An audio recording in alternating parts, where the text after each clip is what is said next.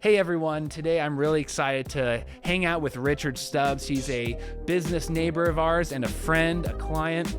And today we're talking about a film project that we are working on together in 2026.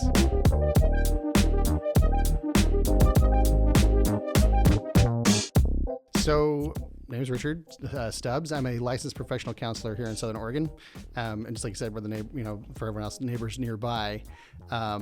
And what I do, I'm a child and adolescent psychotherapist, and I also have a degree in music therapy. So, basically, I get to play for a living, but my specialty is in trauma care. So, I work with abuse victims. I work with severe, we had a disaster here not too long ago. Well, this was 5 years ago now, but we had a major fire here, and we've been working with victims from that. So I get a lot of pretty intense cases, and then I'd say more so in the last 8 years or so, because of my eclectic and frankly ADHD brain. I've done a lot of different things with therapy, including use of tabletop role-playing games in therapy. So I've attracted quite a large base of clients that are with autism, ADHD, or social anxieties and things. And we use tabletop role-playing games to work on those kinds of skills, as well as music, as well as art. So I kind of dabble in a lot of things within the therapy world, all in that lens of working with trauma and care for adolescents and children. Yeah, I know, here at Nick Alexander Films, we find ourselves working in healthcare and specifically mental health quite often, where our, clients, they want, videos that help explain, the services that they provide and are just really to kind of shine a light on the importance of mental health. And so I would love for you to share, what are you doing besides everything you just mentioned? There's a pretty massive project that you just started. Yes, actually, and that's it really comes out of what you're talking about, of trying to shine a light on mental health, because I feel like that's improved a lot. Just even in the times I started my education to now, more people are aware of mental health and mental health problems than I think at any other time in history, possibly, which is good. There's a lot of great things about that, but there's a lot of side effects that are kind of more unspoken. And I think that's kind of where this current project I'm working on is born out of slightly.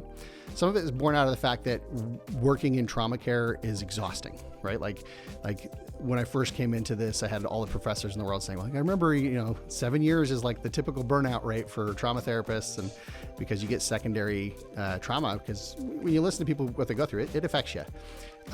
So there's that aspect of I want to do things that help me stay engaged and excited about this work, but also help me kind of cope with the challenges that come my way, but also just trying to highlight some things that I feel like are lacking in that messaging about improved mental health.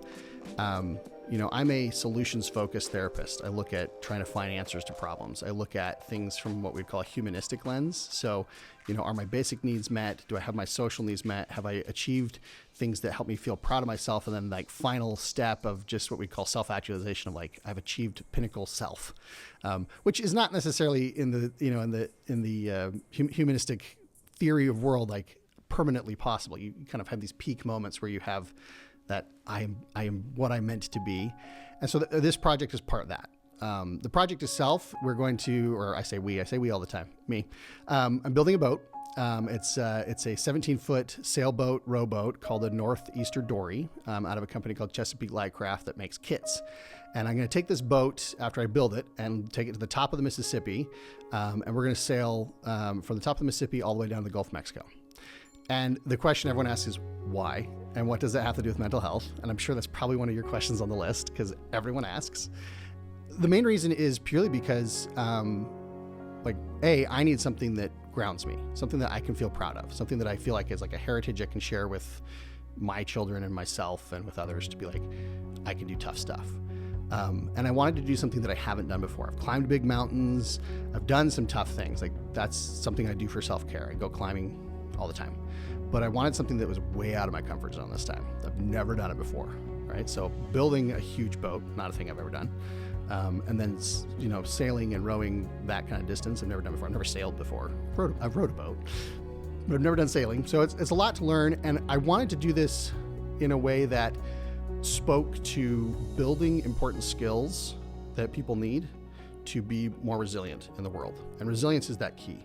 I think one problem with mental health is we've run into this challenge of like, yeah, we're aware of it, we're talking about it, but we're also kind of like excusing ourselves from engaging with the world because we tend to like say, well, that's just, I'm depressed, or I've got too much anxiety, or that's because of my ADHD. I've used that excuse myself, right? I do have a diagnosis of ADHD. It's easy to sit back and be like, well, it's just because of my ADHD.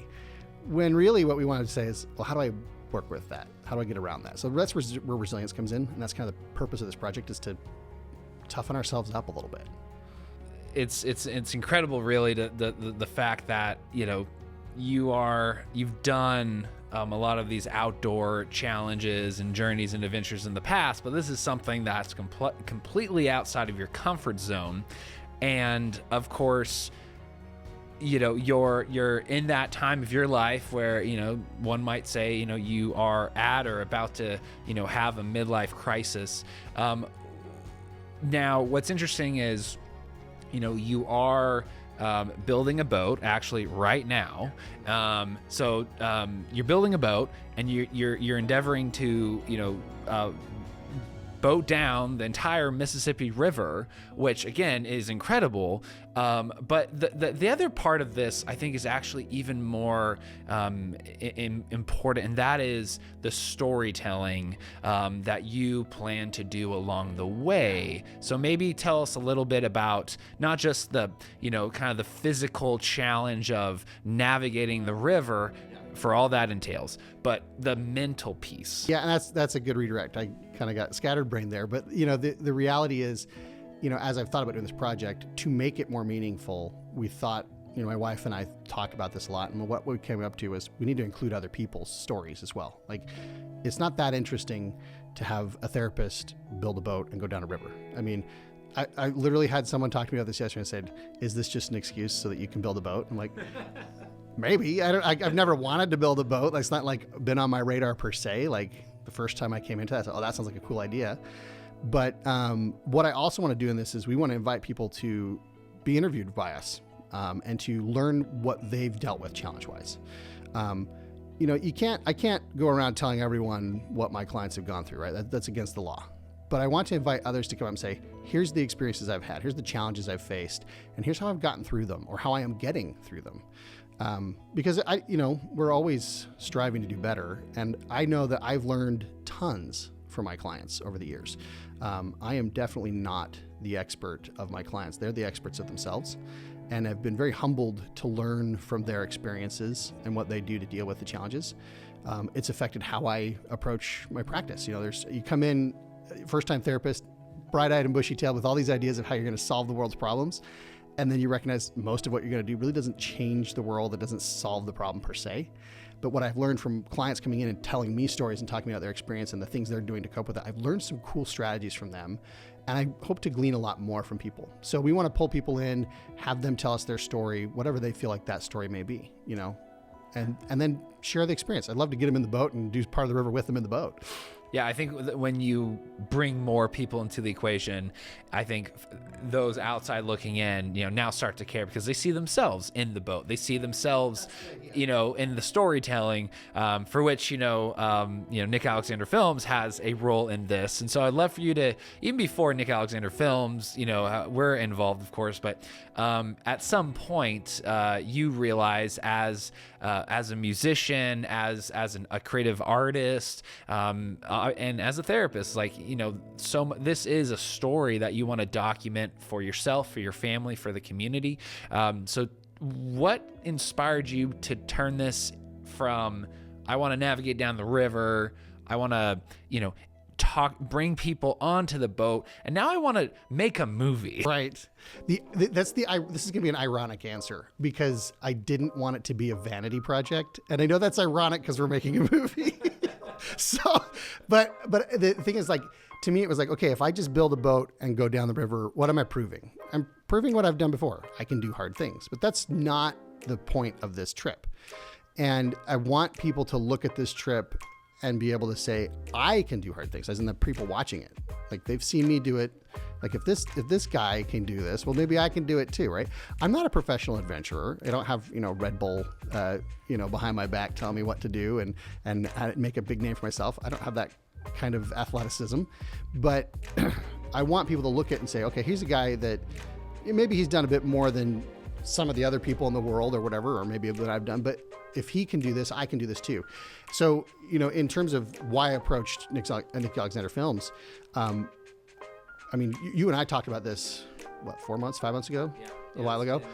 The original push was, I had thought about doing this as a series of YouTube vlogs. And so I took you out to lunch. I think it was not even to pitch the project to you. It was more just be like, am I up the right, you're a professional doing this. Is this interesting to people? Is this something that will matter? And I remember, sitting down with you, and in the back of my head, I had this fear of he's going to listen to this and be like, dude, you're crazy. This is dumb. I don't even bother. Because there's that aspect of why would this matter? And so when I pitched it to you and you're like, hey, this sounds great. We should make the film out of it. This would be a good thing. I was like, yeah, that would be cool. I kind of had in the back of my mind, I hope he would like this and maybe we could get some real professionals filming it. But I also just wanted that feedback. Is this something people would care about?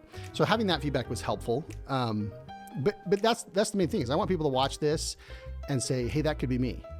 Or, hey, I'm going through my own challenge right now. And I've seen what they've learned to overcome in this challenge in this movie, or I've heard from these 10 people we've interviewed or whatever, and now it doesn't feel quite so overwhelming. Yeah, no, you hit it on the head. So that's what really stands out to me. Upon hearing you're going down the river, you're building a boat, sounds cool, but that's not a great movie. It's a cool story, but I still don't. Right. It's pretty typical, guy, midlife crisis, going to go climb a mountain and whoop-de-doo. But what really got me interested was the mental health component of interviewing people along the river, that metaphor of going down this river of life, and for all of us to one way or another, either literally or metaphorically, be on that journey, and to create a film that is, of course, super relevant because everyone should be concerned about their mental health or the mental health of others, of their family, their friends, their spouse. And then, of course, to document this in a professional manner whereby not just your family and mine and the Southern Oregon community can see this project completed, but rather the potential is global. That the impact, again, not just for viewership numbers, but really if we talk about mental health, this is something that could, without kind of cliche, but it could change the world. That's the hope. I mean, the reality is, I've learned a lot as a therapist. I've never had a boring client. Right? That's a weird thought to say. Sometimes you think, well, I'm not going to get bored by what the clients bring in. But the reality is every person who comes through my door as a client, I sit down and listen to their story and I think, man, everyone has been through rough stuff. There's not a single person in this world that gets out without a few bumps and bruises. And yet it makes everyone super interesting and it makes them very relatable. Pardon the nautical term, but I mean, as you build the boat, you do a lot of this, but it's we're all in the same boat, right? We are all in the same boat. And I think that's what's been amazing. So I work as a therapist, but I also, my faith community in my church, I've been working in a leadership position. I've been working with youth.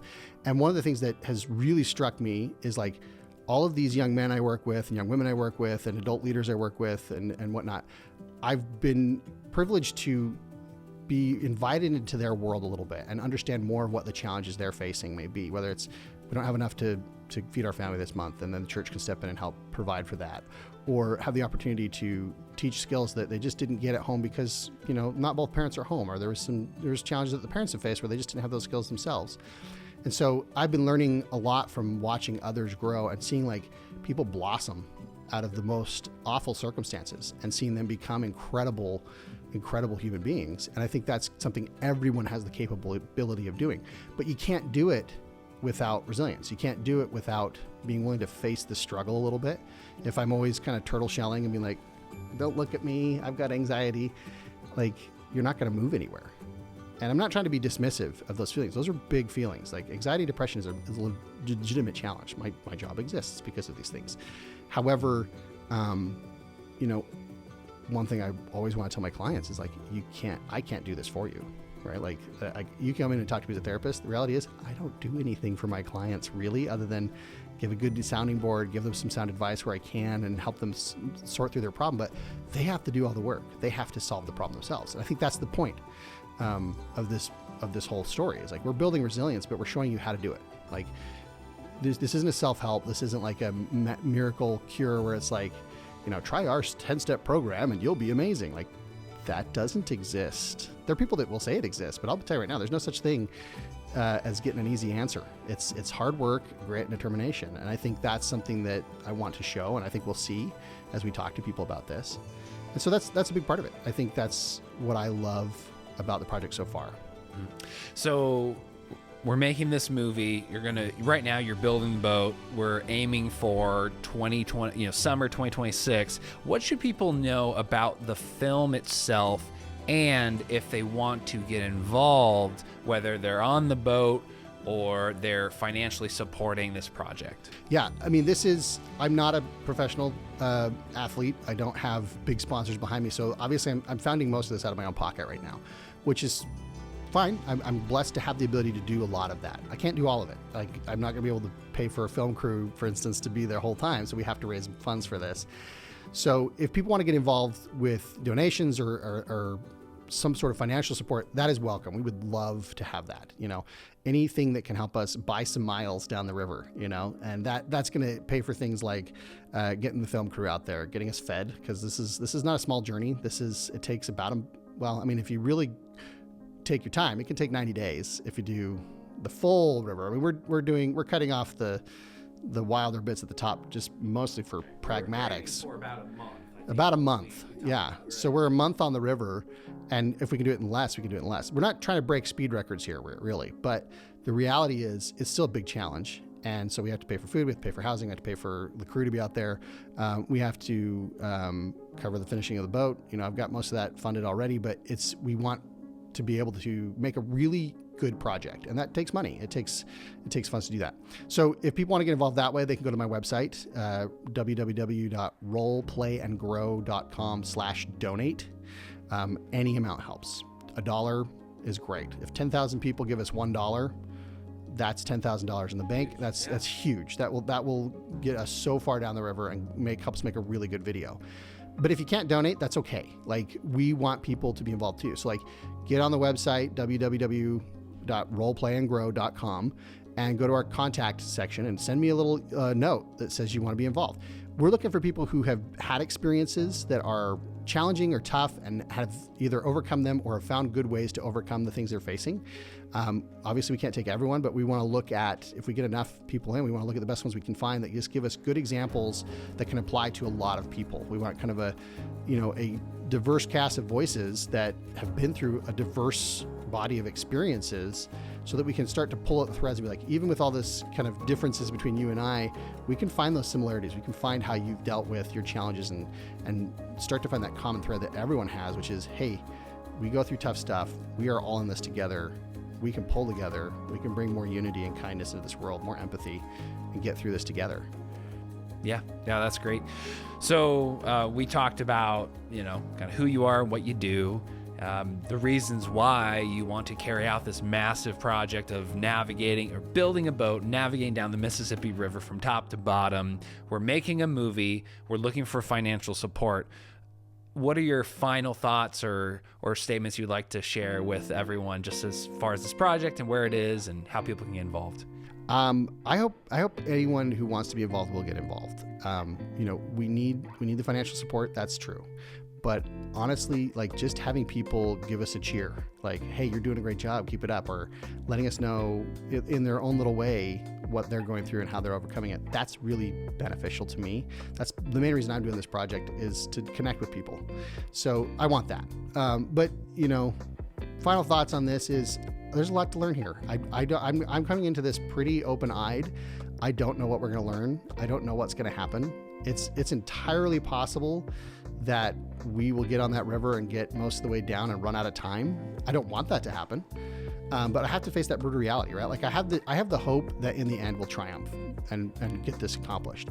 But there's brutal realities we have to overcome in that mean term. So that's where we're at right now. Ask me again in a few months where I'm at.